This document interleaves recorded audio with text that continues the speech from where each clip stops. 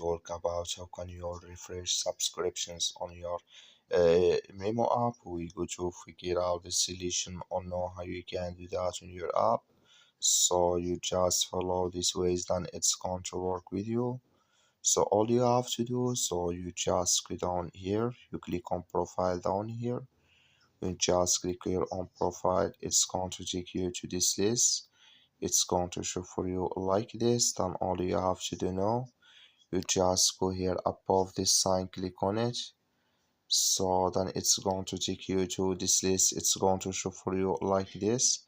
Then you just go down here, you keep going down, then you come here to refresh subscriptions here. You just click here on refresh subscriptions. So then automatically here it's going to refresh with you on your Mimo app.